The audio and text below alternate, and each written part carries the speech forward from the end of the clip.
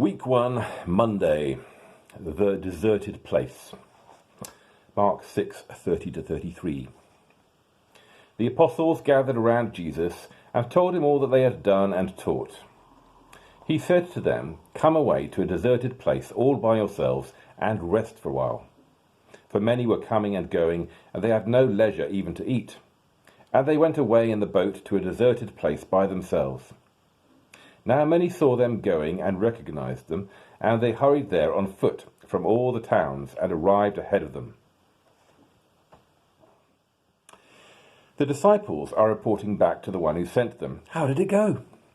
Anyone who has been part of team training exercises will recognize the importance of these spaces for feedback and reflection. Their work had been relentless. Sometimes it has to be like that. It can even be exhilarating for a time. But the cost is high if it remains unrelenting in the long term. In all too much contemporary living, this is now the way of life. The main points in this story are emphasized by being mentioned twice. Many sums up the schedule of activities from which they have just returned. It also describes the clamouring crowds that they are trying to get away from. The many are always out there, and they always seem to know exactly where to find us. Come away. Jesus knows that they are exhausted and need to stop. They must get away. This is a regular feature of Jesus' own life, but it takes planning and even a degree of cunning that is curiously absent in this story. They need a deserted place. I assume that someone whose teaching is so full of references to parties, banquets and celebrations would not be slow to organise the equivalent of team curry evenings or nights out with his disciples. But that is not the priority here. Geography matters. Deserted places are important, precisely because they don't deal in excitements or distractions. All of this is so that his disciples will be by yourselves. The invitation from Jesus is not to be with me, as you might expect. The focus is not on God at all. They must be alone. Leave the phones and tablets at home too. There is a very practical wisdom at work here. Extra meetings, training programs or seminars on work-life balance are not much use when people are simply tired and hungry. Sustainable rhythms of life do not emerge from chaotic diaries. There is a well-known story of a remote mountain expedition in which the heavily laden native porters refused all demands to travel faster and finally sat down in protest.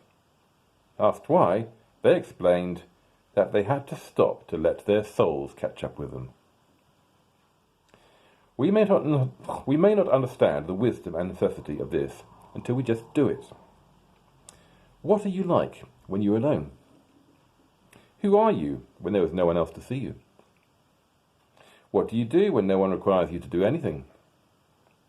What is your relationship with yourself? Even communities need a way of being by themselves that is not defined by their many shared tasks and projects, however worthy. Until we are present to ourselves, there can be no meeting with anyone else, let alone God.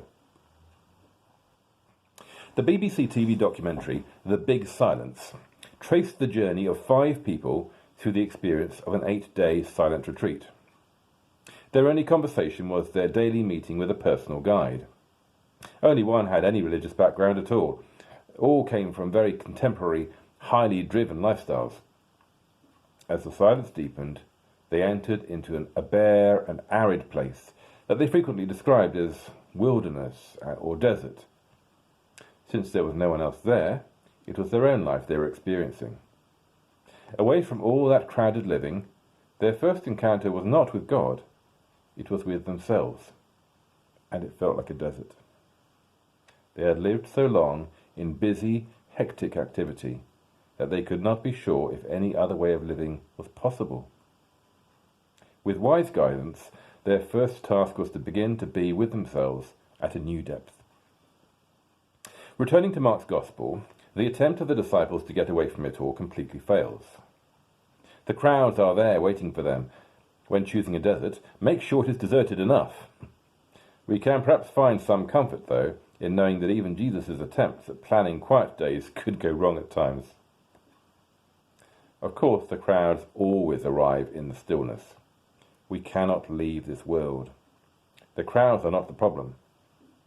We need another way of meeting them, no longer driven by urgency and surface needs, and for that we need the desert places. It doesn't always work, but we will keep trying. And so will Jesus. Prayer. Lord, help me to find stillness, so that in my busyness I do not leave my soul behind.